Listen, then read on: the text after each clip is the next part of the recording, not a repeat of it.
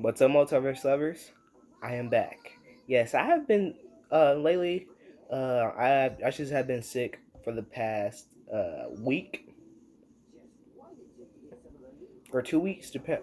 Yeah, I don't know. But anyway, yeah, I've been sick lately, and now I'm back, and I'm on Christmas break, and I'm going to do a lot more videos. So I just got inspired by a new video idea, which I'd done a long time ago. And I keep redoing it and redoing it, and y'all may know what it is. But I just want to be more expressive about this video topic. So without further ado, let's just get started. Wait a minute. Before we actually get started, let's talk about today's video topic. So, it is my favorite Batmans of all time. So, months ago, last summer, I did a video about my top 10 favorite Batman movies of all time. However, I kind of messed up and I put Batman vs Superman in there. It's not really a Batman movie, nor is it a Superman movie. My uncle kind of considered it a Justice League movie, which is kind of true. So I'd rather be more specific about more Batman. So that's why I did another video on my top 10 favorite Batman movies of all time. But I didn't add Batman vs Superman. I added Mask of the Phantasm. And since that video was that long, I deleted it. Now I want to do a short video about my favorite Batmans of all time, and I'm talking about a lot of Batmans, like movie shows, etc. So without further ado, let's just get started. Okay, at number 10, so this is replaced from Batman and Robin. So obviously that's the worst one, but since I'm replacing that with Batman Returns, it really sucks to say because that movie is not the worst, but Batman and Robin is. But anyway, let's talk about this Batman. So Batman Returns is with Catwoman, Penguin, and Batman. Michael Keaton. Yes, they had Michael Keaton in 1992 as Batman. So what is good about this movie? Because that's what I'll always do. I'll say, which one's what I like about the movie and what I don't like about the movie and why is it at number 10. So, what do I like about this movie? Excuse me. I guess I gotta say that it was like it was still dark at that time. It really expressed Gotham theory. I don't know what I was about to say. Gotham City. I really like the origin story of Penguin and Catwoman and etc. But what I don't like about this movie is that Penguin and Catwoman weren't really being pushed as the main villain. However, that other dude, I forgot his name. I haven't watched that movie in a while.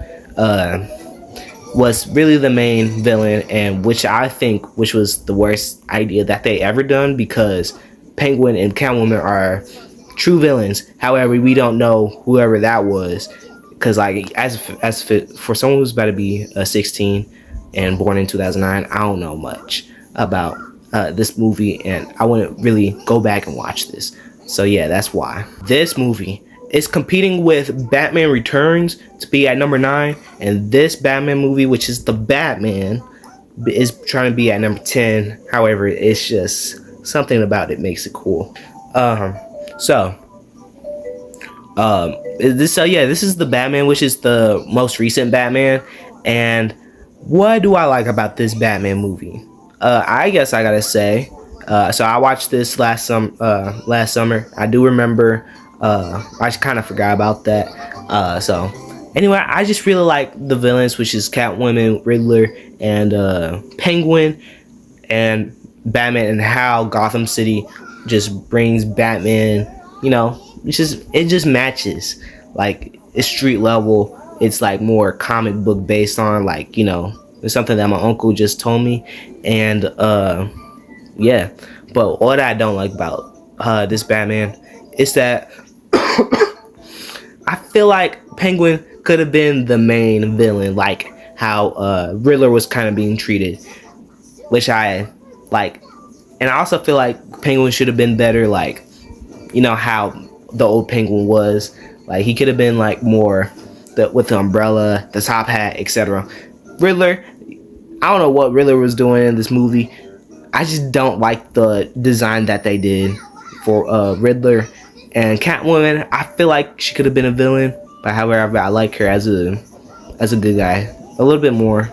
Like, I like her even. It's almost like, you know, Black Cat. Number 8.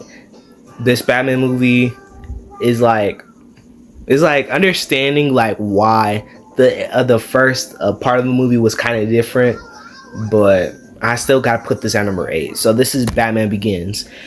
Batman Begins is where Batman, or I should say Bruce Wayne, is training to be Batman. And I really like the villains, Scarecrow and Ra's al Ghul. They really brought the attention to you know, the Batman, to Batman Begins. Like, that's because, like, when they started, it was really about Batman being trained to be, you know, a ninja, like a fighter. Like, that's just the thing that we needed. And what else? Yeah, I can't really say a lot about this movie, but what I don't like about the movie is that it was like kind of different. Like, when they first started, like where Batman where was Bruce Wayne was, but like when they got into the ice thing, like it was still kind of like and then when they got into the ninja part, I was like, okay, because like that, you know, that's how Batman is trying to become Batman. And then when the movie was getting better and better and better, I gotta say, like, you know, this is like, you know, Batman level. Like, this is Gotham City, this is Scarecrow, this is Ra's al Ghul, etc. Number 7 is a movie that, which is really good. Now, we're talking about a different kind of Batman movie, and I think I don't know if I told y'all, like what kind of movies are we talking about, and what kind of Batmans we're talking about. But this is an explanation. So we're talking about Mask of the Phantasm, Batman. So this is the animated series Batman.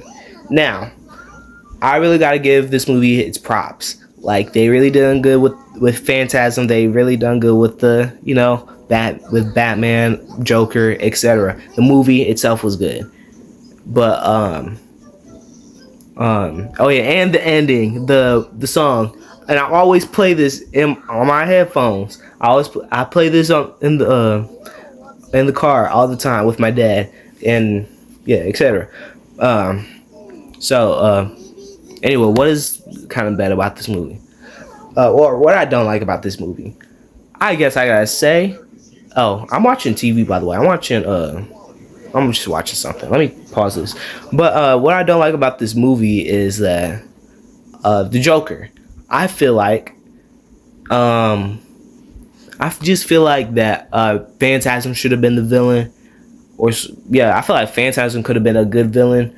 Like, I think she was the villain, like the main villain, but Joker kind of overshadowed Phantasm and the whole plot a little bit. So I really gotta say, I think I do gotta say that. So yeah, I feel like that's the reason why I don't like about this movie. It's just that one thing. That's really it. Let's talk about number 6. Now, I feel like this should be at number 5 or number 4, but it's just there's some other Batmans that are way better than, or just I should say better than this, in my opinion. This is just in my personal opinions. So let's talk about The Dark Knight Rises. So I can really say a lot about this movie. I really like the fighting, I really like the combat style that the movie just did. Like, this was like, you know, it is really all about Bane and Batman. However, Selina Kyle, which is being played, which is Catwoman, were the three people, or the three attractions. But anyway, let's talk about this movie. Bat broke. That's one. The Bane was better than Batman and Robin's. What else? Catwoman was like, she really looked like Catwoman, like a street level Catwoman that we're never gonna see. we recently just saw that. Never mind. Forget what I just said. Yeah, I just really like the whole fighting style, and then that was also the end of the trilogy for the Dark Knight series trilogy. Like they ended off with a bang, which I really appreciate. Oh my god, that was so hard to say. Now, what I don't like about this movie, I guess I feel like Catwoman should have been a villain, and I also should say like how they the ending where it was just started to feel different. It was one of those parts, but and then they got back to more of the Batman style. So yeah, that's really it. Numero cinco. Let's talk about that. So number 5 is now this is not a movie, but this counts as one of my favorite Batmans of all time, and you may know what it is, and that is one, 2, 3. Batman the animated series. All right, this series is really good. I don't know if I can say one bad thing about this, but I really gotta say this is a show if you don't know who Batman is, like if you're a little kid, like how I was when I was like 3, 2, or 1 or 4, even if like if you don't know who Batman is, this is your opportunity to know Batman. Batman is this series is just goated. Now, I really gotta think about why I don't like about the movie. Oh, so when they introduced Robin, I don't think they never showed their the origin story of Robin. I feel like that could have been like a I shouldn't say trilogy, but like an episode series, like how they do part 1 and part 2.